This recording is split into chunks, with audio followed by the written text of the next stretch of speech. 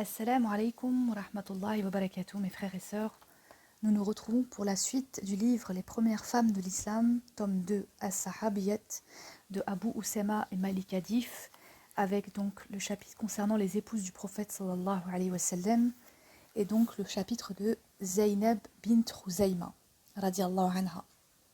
Elle était la fille de Khuzayma ibn al-Harith, de la tribu des Amir ibn Sahsa de la Mecque, parmi les tribus les plus riches de la ville.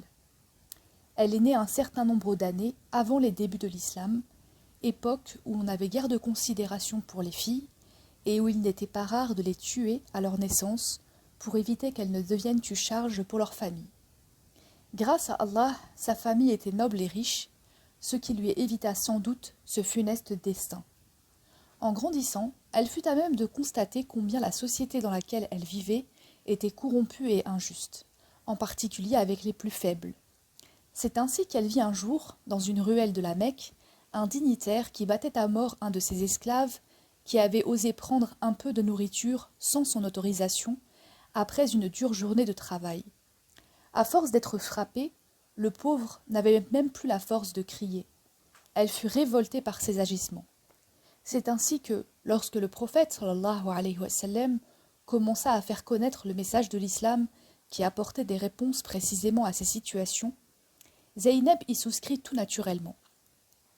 En effet, non seulement l'islam rejetait le polythéisme, l'adoration des idoles, qui ne peuvent faire ni le bien ni le mal, mais condamnait les actes de violence, les injustices, leur préférant la bonté, la compassion, la générosité. Justement, déjà avant l'islam, Zaynab était réputée pour sa générosité. On l'appelait déjà la mère des pauvres.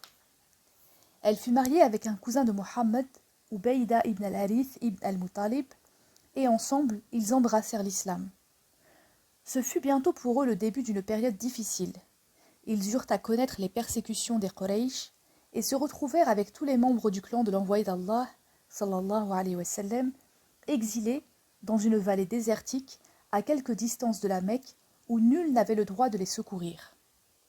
Lorsque cette période prit fin, ils retournèrent à la Mecque et peu après ce fut l'hégire et le départ vers Médine, d'où une nouvelle séparation d'avec une partie de leur famille. Cependant, une nouvelle vie commençait pour eux, certes encore difficile, car ils avaient dû abandonner tout ce qu'ils possédaient, mais plus paisible, car ils n'avaient pas à craindre à tout moment les persécutions de leurs concitoyens.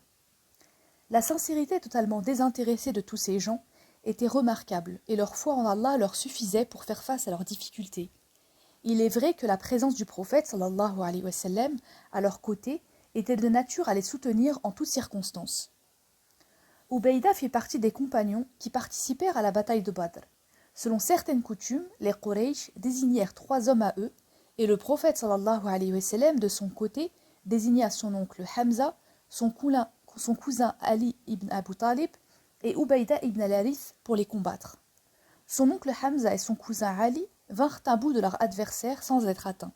Quant à Ubayda, il blessa seulement son adversaire et fut lui-même blessé sérieusement.